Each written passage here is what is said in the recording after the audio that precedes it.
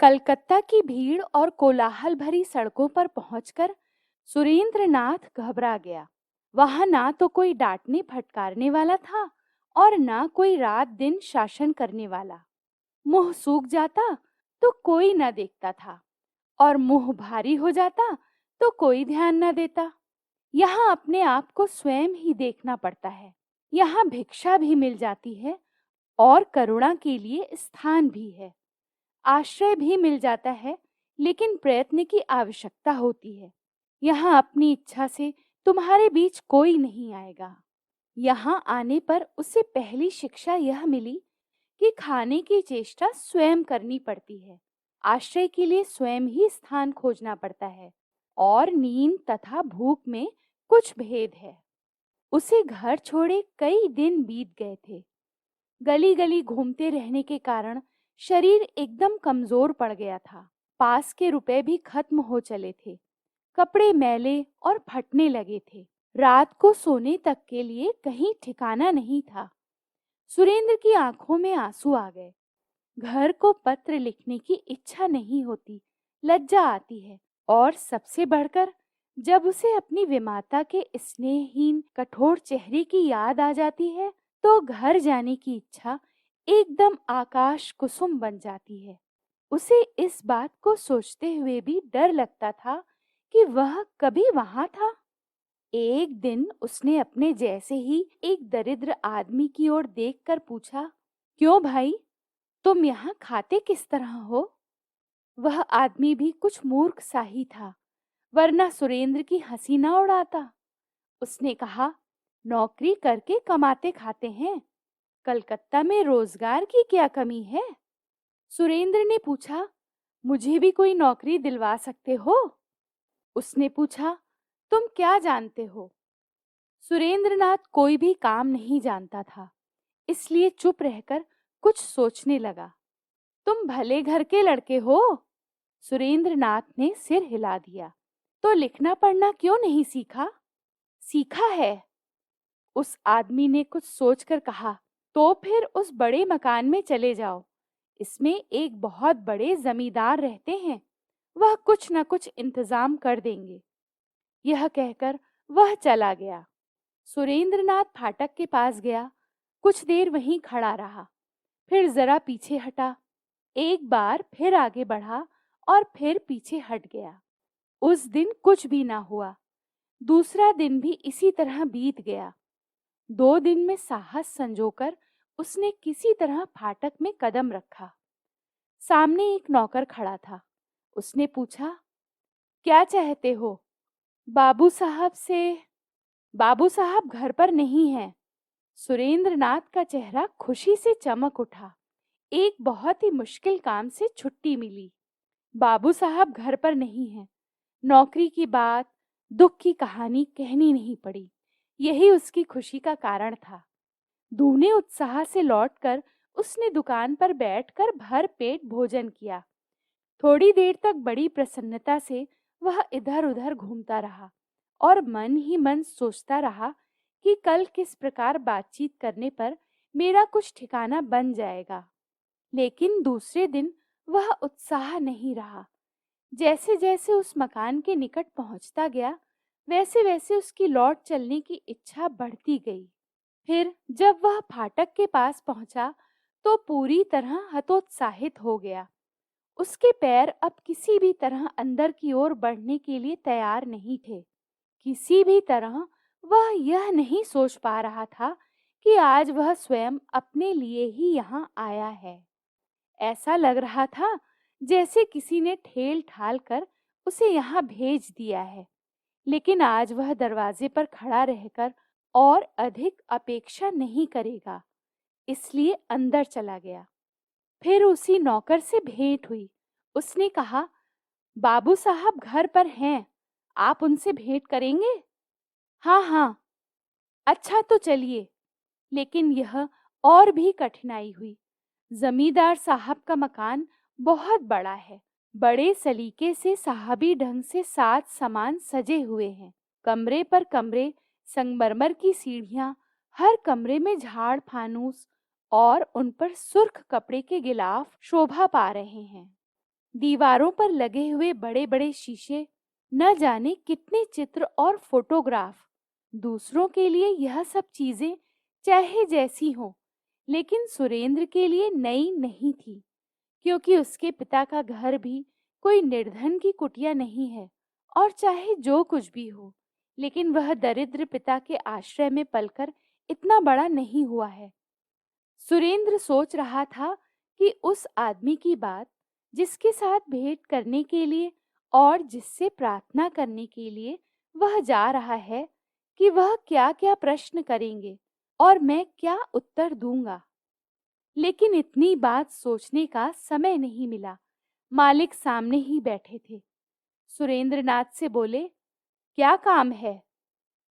आज 3 दिन से सुरेंद्र यही सोच रहा था, लेकिन इस समय वह सारी बातें भूल गया। बोला, मैं बज्रनाथ लाहिड़ी पूर्व बंगला के जमींदार हैं। उनके सिर के 2-4 बाल भी पक गए हैं, और वह बाल समय से पहले नहीं बल्कि ठीक उम्र में ही पके हैं। बड़े आदमी हैं, इसलिए उन्होंने फौरन सुरेंद्रनाथ के आने का उद्देश्य समझ लिया और पूछा, क्या चाहते हो? मुझे मुझे कोई एक क्या नौकरी? बज्रनाथ बाबू ने कुछ मुस्कुराकर कहा, यह तुमसे किसने कहा कि मैं नौकरी दे सकता हूँ? रास्ते में एक आदमी से भेंट हुई थी। मैंने उससे पूछा था और उसने आपके बारे में। अच्छी बात है। तुम्हारा मकान कहाँ है? पश्चिम में। वहाँ तुम्हारे कौन हैं? सुरेंद्र ने सब कुछ बता दिया। तुम्हारे पिता क्या करते हैं? वर्तमान स्थिति से सुरेंद्र ने एक नया ढंग सीख लिया था। अटकते अटकते बोला, मामूली नौकरी करते हैं, लेकिन क्योंकि उससे काम नहीं चलता, इसलिए तुम भी कमाना चाहते हो? जी हाँ। यहाँ कहाँ रहते हो? कोई जगह निश्चित नहीं है, जहाँ तहाँ। बज्र बाबू को दया आ गई।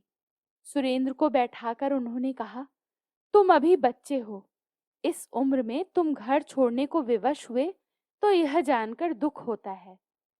हालांकि मैं तो तुम्हें कोई नौकरी नहीं दे सकता, लेकिन कुछ ऐसा उपाय कर सकता हूँ कि तुम्हारी कुछ व्यवस्था हो जाए। अच्छा। सुरेंद्र जाने लगा। उसे जाते देख बज्र बाबू ने उसे फिर बुलाकर पूछा, तुम्हें और कुछ नहीं पूछना है? जी नहीं। बस इतने से ही तुम्हारा काम हो गया? तुमने यह तक जानने समझने की जरूरत नहीं समझी कि मैं तुम्हारे लिए क्या उपाय कर सकता हूँ? सुरेंद्र सकपकाया सा लौटकर खड़ा हो गया। बज्र बाबू ने हंसते हुए पूछा, अब कहाँ जाओगे? किसी दुकान पर। वहीं भोजन करोगे? हाँ, रोजाना ऐसा ही करता हूँ। तुमने पढ़ना लिखना कहाँ तक सीखा है? यूं ही थोड़ा सा सीखा है। मेरे लड़के को पढ़ा सकते हो? सुरेंद्र ने प्रसन्न होकर कहा, हाँ, पढ़ा सकता हूँ। बज्र बाबू फिर हंस पड़े। उन्होंने समझ लिया कि दुख और गरीबी के कारण इसका दिमाग ठिकाने नहीं है, क्योंकि बिना यह जाने समझे ही कि किसे पढ़ाना होगा और क्या पढ़ाना होगा, इस प्रकार प्रसन्न हो उठना उन्हें कोरा पागलपन ही जान पड़ा। उन्होंने कहा, अगर मैं कहूँ कि वह बीए में पढ़ता है, तो तुम किस तरह पढ़ा सकोगे? सुरेंद्र कुछ गंभीर हो गया। सोचकर बोला, किसी तरह काम चला ही लूंगा। बज्र बाबू ने कुछ और नहीं कहा। नौकर को बुलाकर बोले, बंधु, इनके रहने के लिए जगह का इंतजाम कर दो और भोजन आदि की व्यवस्था भी कर दो। फिर वह सुरेंद्र की ओर देखकर बोले, संध्या के बाद मैं तुम्हें बुलवा लूंगा। तुम मेरे मकान में ही रहो। जब तक किसी नौकरी का इंतजाम ना हो, तब तक तुम मजे में यहाँ रह सकते हो। दोपहर को जब बज्र बाबू भोजन करने गए, तो उन्होंने अपनी बड़ी लड़की माधवी को बुलाकर कहा, बेटी, एक गरीब आदमी को घर में रहने के लिए जगह दे दी है। वह कौन है बाबूजी? गरीब आदमी है। इसके अलावा और कुछ नहीं जानता। लिखना पढ़ना शायद कुछ जानता है, क्योंकि जब तुम्हारे बड़े भाई को पढ़ाने के लिए कहा, तो वह राजी हो गया। जो बीए क्लास को पढ़ाने का साहस कर सकता है, वह कम से कम तुम्हारी छोटी बहन को तो जरूर ही पढ़ा सकेगा। मैं सोचता हूँ प्रमिला को वही पढ़ाया करे। माधवी ने इस बात पर कोई आपत्ति नहीं की। संध्या के बाद बज्र बाबू ने उसे बुलाकर यही बात कह दी। दूसरे दिन से सुरेंद्रनाथ प्रमिला को पढ़ाने लगा। डू नॉट मूव, सुरेंद्रनाथ ने कहा। डू नॉट मूव यानी हिलो मत। प्रमिला पढ़ने लगी। डू नॉट मूव, हिलो मत। इसके बाद सुरेंद्रनाथ ने उसकी ओर ध्यान देकर स्लेट खींच ली और पेंसिल लेकर उस पर कुछ अंक लिखने लगा। प्रॉब्लम पर प्रॉब्लम सॉल्व होने लगे और घड़ी में 7 के बाद 8 और 8 के बाद 9 बजने लगे। प्रमिला कभी इस करवट और कभी उस करवट होकर किताब के तस्वीरों वाले पन्ने उलटती, कभी लेट जाती और कभी उठकर बैठ जाती, कभी मुंह में लेमन जूस रखकर चूसने लगती, कभी बेचारे मेढक के सारे शरीर पर स्याही पोतती हुई पड़ती। डू नॉट मूव, हिलो मत। मास्टर साहब, हम अंदर जाएं? जाओ। उसका सुबह का समय इसी प्रकार बीत जाता, लेकिन दोपहर का काम कुछ और ही तरह का था। बज्र बाबू ने दया करके सुरेंद्रनाथ की नौकरी का प्रबंध करने के लिए कुछ भले लोगों के नाम पत्र लिख दिए थे। सुरेंद्रनाथ उन पत्रों को जेब में रखकर घर से निकल पड़ता। पता लगाकर उन लोगों के मकानों के सामने पहुंच जाता और देखता कि मकान कितना बड़ा है, उसमें कितने दरवाजे और खिड़कियां हैं, बाहर की ओर कितने कमरे हैं, मकान 2 मंजिला है या 3 मंजिला, सामने कोई रोशनी का खंबा है या नहीं, आदि। इसके बाद संध्या होने से पहले ही घर लौट आता। कलकत्ता आने पर सुरेंद्रनाथ ने कुछ पुस्तकें खरीदी थी। उनके अलावा कुछ पुस्तकें घर से भी ले आया था। गैस की रोशनी में बैठकर वह उन्हीं पुस्तकों को पढ़ता रहता। ब्रजबाबू अगर कभी उससे काम धंधे की बात पूछते तो या तो वह चुप रह जाता या कह दिया करता कि उन सज्जन से भेंट नहीं हुई।